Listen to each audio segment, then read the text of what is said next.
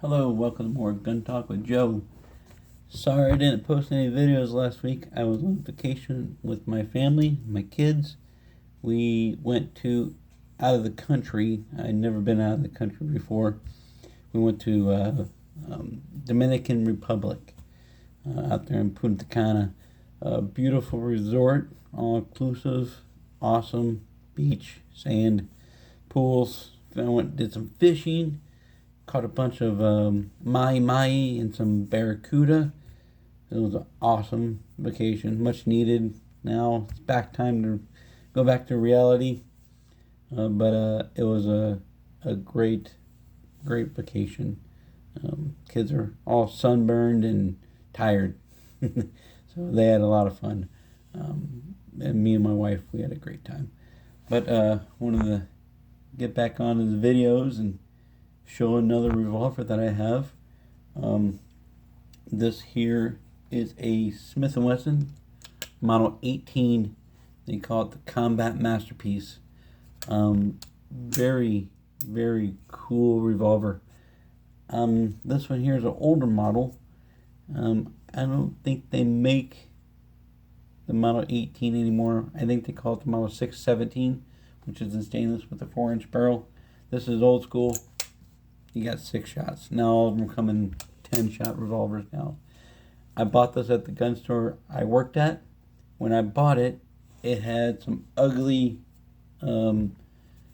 rubber grips on it that I didn't like. And the past owner who had this pistol lost the original Smith & Wesson grips for it. So I said, all right, well, it won't be all original, but it'll be my pistol. So I got these grips from Hogue. They are a 1-finger groove grip. They only have 1-finger groove in there, and it's the wood grips. I like wood and all metal guns, but this here is a 22 long rifle in a 4-inch barrel, and Smith & Wesson Model 18, which they called the Combat Masterpiece. I have another revolver in there called the Model 19, which looks identical to this gun. It's the same everything except it's chambered in a .357 Magnum. Now back in the day, what people used to do, they used to buy both guns and they practice with the 22 because ammo, cost efficiency of ammo and going out practicing, and rather than shooting the big .357s or .38s. So they had the Model 18 and the Model 19. This one here is called the Model Combat Masterpiece. The other one's called the Combat Magnum. I have both guns. I think I did a video on the Combat Magnum not that long ago.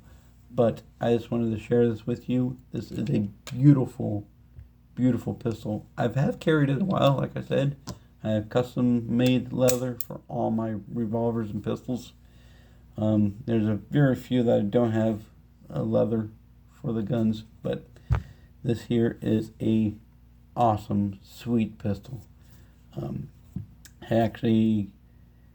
was rabbit hunting one day. A little quick story about this gun. I was rabbit hunting one day, and at the time I had a beagle, one beagle. Usually people run beagles in a pack, and they chase rabbits with a whole pack of beagles, like maybe 5 or 6 of them. They let them all go, and the beagles would chase the rabbit back around to the hunter, and the hunter would shoot them.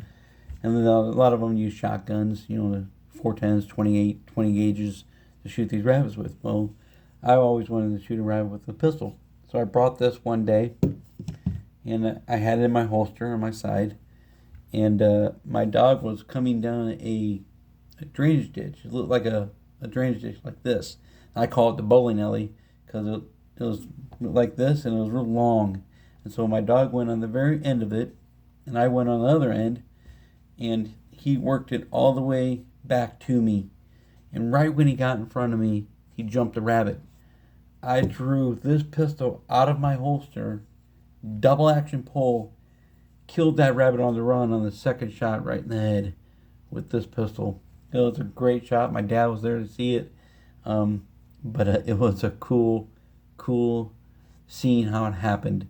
My dog has since then passed away. I miss him dearly. He was my hunting buddy. His name was Beans. Great beagle. He was a good dog, good family dog, and he had a lot of problems. He had conjunctive heart failure. His liver was kind of shutting down a little bit. His teeth was kind of getting a little rotted out of his head, but he was a good boy all the way up to the day he died. But that was the cool story about this pistol. I haven't did it since. I've been close, hit him on the third shot, but not the second shot with double action pull out of a holster.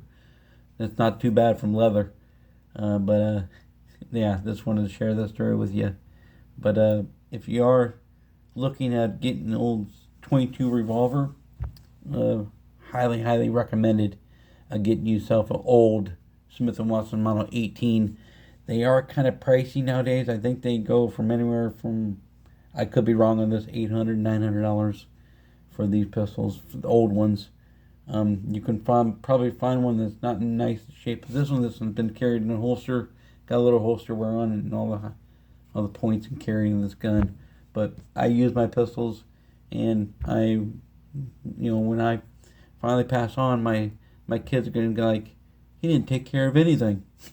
But I just want them to know that I did use these guns and I shot them. So if you are looking at getting an old 22 revolver, highly recommended getting the Smith & Wesson Model 18. You never go wrong. As always, shoot straight.